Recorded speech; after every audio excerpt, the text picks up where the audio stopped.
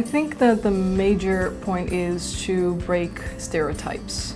There are a lot in which men and women still have a concept of how women should be or how should they act. And I think that recognizing a woman and showing varied facets of each woman, it will help them to break those stereotypes. I think humility. I think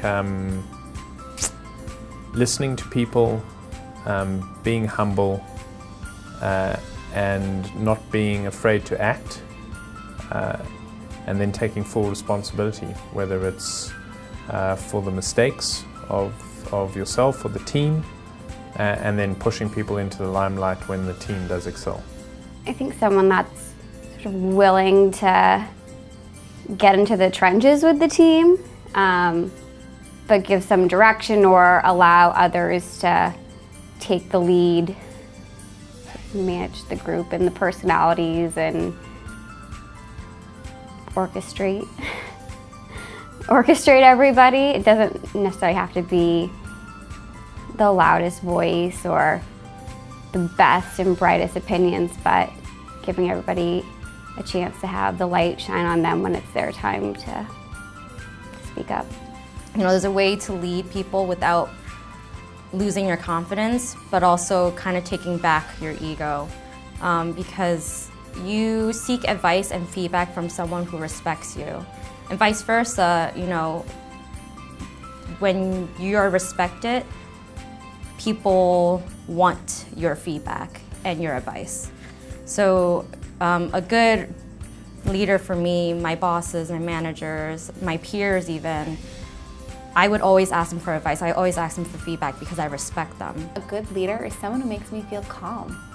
I know that sounds so silly, but in this world where everybody needs everything from you and right away and at this moment and you have to do it and it has to be 100% perfect, and that's just not, you know, cohesive. And I feel like when you make someone feel calm, you're teaching them that you're confident in them. And for me, that is the biggest part of being a leader, is if you can really exude that to the people that you manage or you know, people that you work with, that, you know what, you're okay with what they're doing, that you trust them, then I feel like that helps them trust themselves, and you're helping them step up to a level maybe that they didn't think that they could get to before. And I think that's a really integral part of being a leader. Someone who's confident, practices honest communication, open-minded, and has a sense of humor.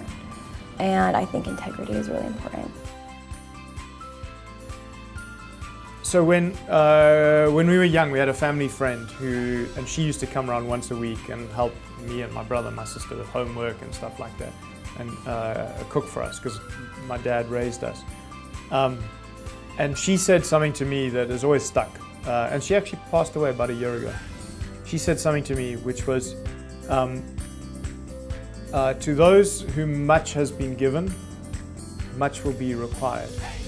And that really stuck in my mind about the relationship between privilege and responsibility, the role of both leading and serving. And so she was a fantastic example to me as a young person growing up. But that value and that balance has stuck with me, and I think been a very important part of creating the tone and the culture of what we've wanted to do at Mimecast. An influential woman in my life is actually one of my best friends, so a peer, which might seem a little atypical, but I guess she's been influential in her sort of conviction to what she's wanted to achieve in life. From a pretty early age, reading John Grisham books, decided that she wanted to be a lawyer, and really had the persistence and the perseverance to get herself through undergrad and then a law degree, all while working. So it's very rare friends my age, I'm 28 now, who are first generation born. So I've seen the struggles that my mom has faced. You know, she's always had a hard skill job. She's a seamstress, still is, always have been.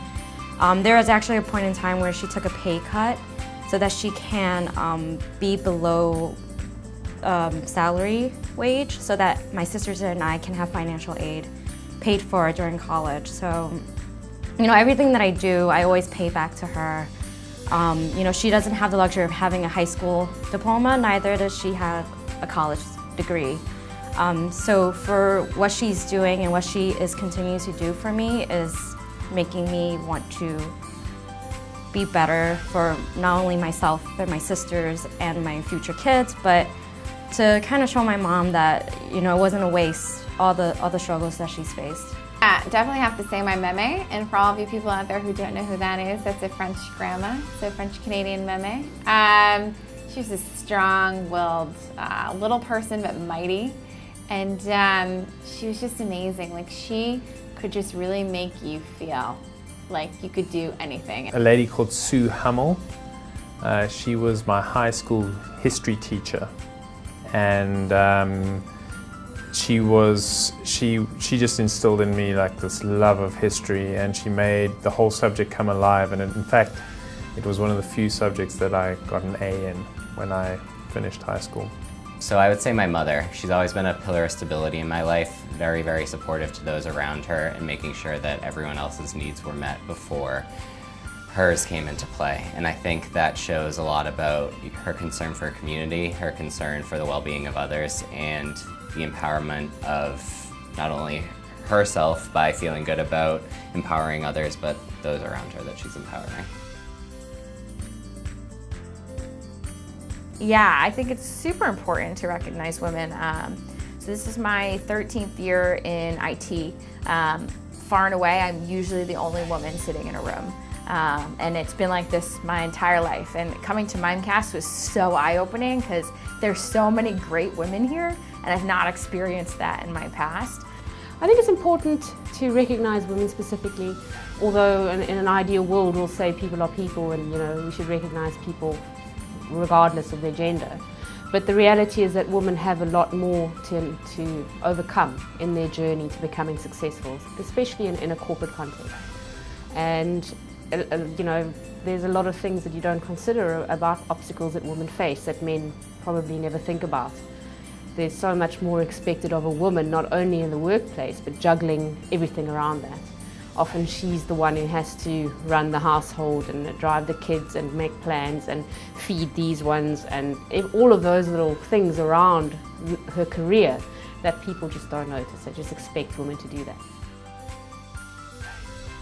I feel like it is so hard to be a woman just in general. You have so many challenges in society, you have so many things telling you what you should be, what you should look like, what size you should be.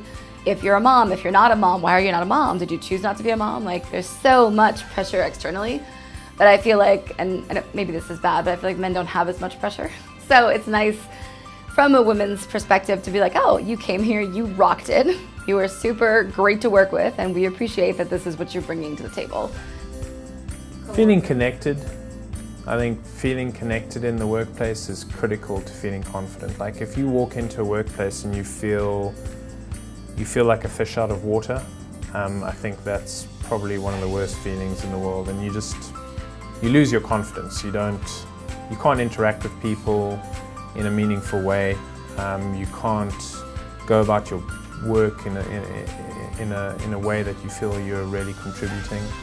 For me, I think my manager has been my direct manager. So Rory's been pretty instrumental in building my confidence and giving me recognition on a larger scale. You know, not just within our own teams, but with the larger sales team or the organization as a whole. So he's kind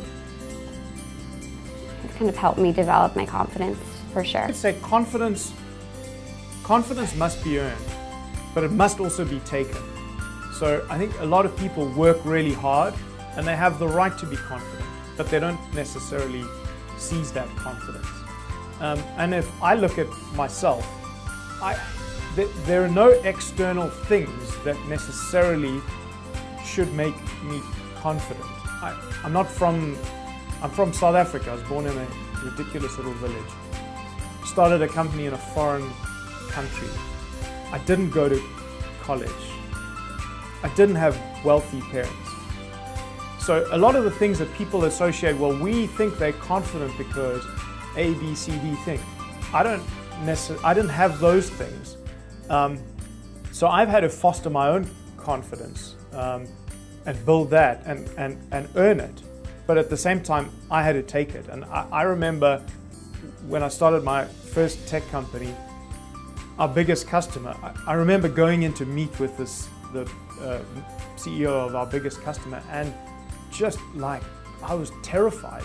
I was petrified. Like, there were points in the meeting I could hardly speak. And I remember my business partner saying to me after some of these meetings, like, what's the matter with you? But I was just so intimidated. And I shouldn't have been, because like, we knew our stuff. But so like, I understand confidence isn't free. It's not easy. It's a habit. It's earned, but it must be taken and it must be made a habit. And it's a quiet confidence, a gentle confidence. I'm not talking about bravado or something like that. That's a hollow confidence. But genuine confidence is earned and it's taken. So go take it.